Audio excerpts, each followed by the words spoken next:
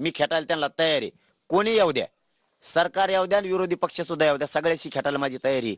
आणि कोण सरकारनं निवेदन पद्धत ज्या टीमा केल्यात त्यांचे सुद्धा मी खेटायला तयार आहे. ज्याला नेता बनण्याची हौस आहे, ज्याला प्रसिद्धीची खूप हवं आहे, ज्याला विनाकारण स्टंट करायची लय हौस आहे, स्वतःचं फक्त नाव मोठं व्हायसाठी, जातीच्या नावासाठी जो करत नाही त्यांना मी खंबीर आहे, त्याची काळजी करायची गरज नाही.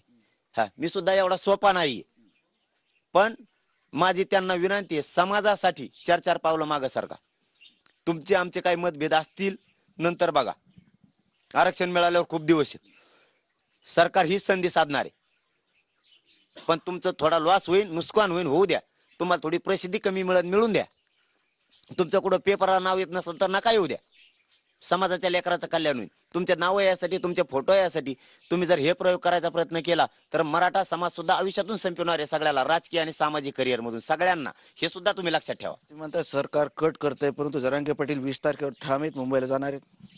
अरे मी कोणालाच रोखत नाही.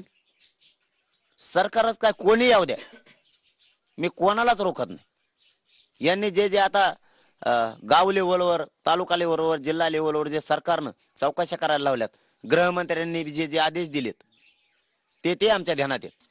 मध्ये तो उपमुख्यमंत्री सुद्धा बोलला होता, त्याच्यावरती बी आमचं बारीक लक्ष आहे. मुख्यमंत्री सुद्धा हा हा म्हणतात आणि करत नाहीत, यावर सुद्धा आमचं लक्ष आहे. आम्ही कोणाचीच बाजू घेतो असं का नाही. विरोधी पक्षांनी किती वेळेस साथ दिली, किती वेळेस मागे सरकारलेत, हे आम्हाला माहिती. आमच्यासाठी, गोरगरिबांसाठी किती राजकीय लोक उभा आहेत हे आम्हाला माहिती. कोणचे कोणचे आमदार अधिवेशनात मराठ्यांच्या बाजूने बोललेत हे आम्हाला माहिती. आणि आता या रॅलीत या राज्यातले मराठ्यांचे आमदार आणि मंत्री, माजी खासदार किती सहभागी होणार आहेत हे आता आम्ही उघड्या डोळ्यानं 20 जानेवारीला बघणार आहे. किती ताकदीनं लोकाला घेऊन मराठ्यांचे आमदार, मंत्री, खासदार येणार आहेत 20 तारखेला रॅलीत, हेही आम्ही उघड्या डोळ्यानं बघणार आहेत. आम्हाला माहिती आहे कोण किती किती आमच्या गोरगरीब मराठ्यांच्या लेकरांसाठी खस्ता खाणारे, किती रक्त जाळणार आहेत हे आम्हाला माहिती. अरे आम्ही रक्त सांडायला मराठ्यांसाठी खंबीर आहेत, त्याची काळजी नका करू. हे विरोध करणाऱ्या फिरणाऱ्या यांना तर मुजीतच नाहीत आम्ही. तुम्ही किती असले, किती गटवाळ्या उडून लावल्यात आम्ही, पण आपलेच लोक. विश्वासघात करू नका. संकट काळात पाठीशी उभा राहा. आणि तुम्हाला उभा नसून राहायचं तर गपचिप राहा. तुमच्या प्रसिद्धीसाठी त्या एखाद्या राजकीय मंत्र्याचं किंवा एखाद्या राजकीय आमदाराचं किंवा एका विरोधाचं ऐकून मराठ्यांच्या आंदोलनाला किंवा त्यांना डाग लावायला आडवी येऊ नका. उगाच रॅलीत येणार, बाहेर काढलं म्हणून नाटकं करणार, इकडे तुम्ही प्रेस घेणार, हेही 23 जानेवारीच्या तयारीचा आधीच आम्हाला कळालंय. रॅलीत हे कोण कोण घुसणार आहेत नाराज, आणि मनानच बाहेर जाणार आहेत आणि म्हणणार आहेत त्यांच्या लोकांनी आम्हाला बाहेर काढलं किंवा मी बाहेर काढलं, आम्हाला अमकच होत नाही, आम्ही अमकच केलेलं आहे म्हणून आम्हाला किंमतच देत नाहीत. इथं सगळ्या मराठा समाजाला किंमत आहे राज्यातल्या. तुम्ही एकटे काय नवसाचे नाहीत कोणी राज्यातले, आणि मी बी काय लय नवसाचा नाही. मी जातीसाठी करतो, तुम्ही जातीसाठी करायचं. प्रसिद्धीसाठी नाटकं करून त्यातून बाहेर जायचं, कोणत्या तरी मंत्र्याने तुम्हाला फूस लावली त्याचं ऐकायचं, तेव्हा कधीतरी काहीतरी देईन तुम्हाला, एखादा अर्ध काम फिम देईन, अशी काही शक्यता असेल. त्याच्यासाठी का मराठ्याचं आरक्षणाचं वाटोळं करायला लागला तुम्ही मराठ्याचं वाटोळं करणार एवढ्या मोठ्या आंदोलनाचं. इथं आज लोकांचे मरणाचे हाल झालेले आहेत, पोरांचे वाटोळे व्हायला लागले शिक्षण करू करू. तुमच्या प्रसिद्धीसाठी, तुम्हाला नेता बनायसाठी मराठ्याची जात आहे का? तुम्ही नंतर मराठ्याच्या जीवावर करा ना आरक्षण मिळालं. तुम्हाला या आंदोलनातच का प्रसिद्धी मिळवायची, आणि तुम्हाला या आंदोलनातच त्यांचं ऐकून आडवं काय यायचं? तुम्ही मनानेच का षडयंत्र रचून तयार केलंय लगी की तुम्ही 20 तारखेच्या रॅलीला जा, मुंबईत बी जा, मुंबईच्या कार्यक्रमातून बाहेर काढलं म्हणा, कुठंतरी काहीतरी शिवादा, म्हणजे हे याला ट्रॅप म्हणतात. हे ट्रॅप लावलाय म्हणून मी मराठा समाजाला सांगतोय, हे सरकारने ट्रॅप उभा केलाय. मराठा समाजाला सुद्धा हे माझं सांगणं गरजेचं आहे.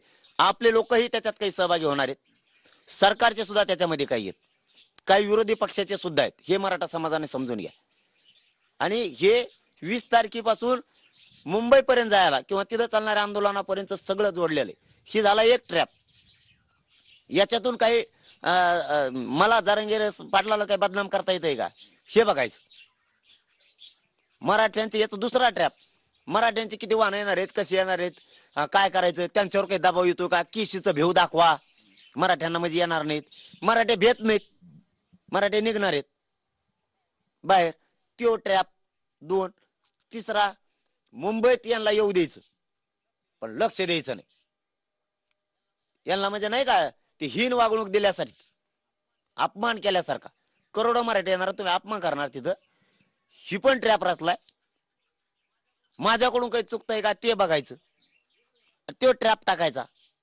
मराठा बांधवांना मी जाहीरपणाने सांगतो, यांचे ट्रॅप आणि फिप सगळे आजच उधळून लावले.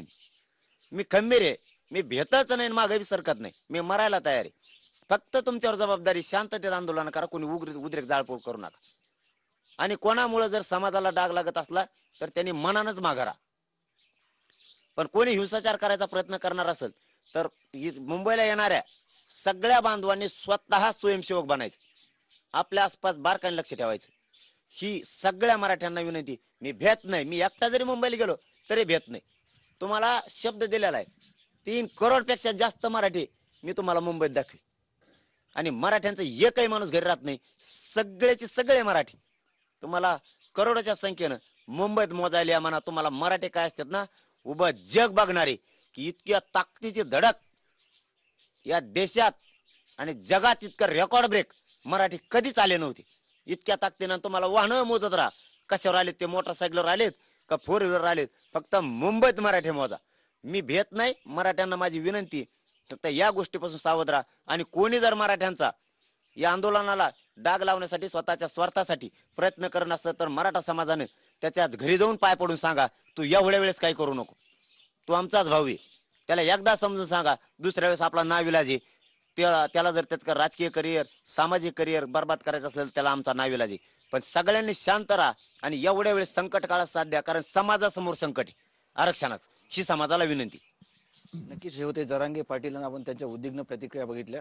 सरकार कुठेतरी हे आंदोलन सुरू असताना किंवा मुंबईला जाताना कट रचतंय आणि हे आंदोलन फोडण्याचा प्रयत्न करते, असं जरांगे पाटील यांचं म्हणणं आहे. कॅमेरामॅन हर्षलसह संजय सरोदे, TV9 मराठी, जालना. तर मला बदनाम करण्याचा प्रयत्न केला जातोय, रॅलीत शिरा, बाहेर पडा आणि आरोप करा असे आदेशही दिले गेलेले आहेत. असा मोठा आणि गंभीर आरोप केलेला आहे मनोज जरांगे पाटील यांनी सरकारवर.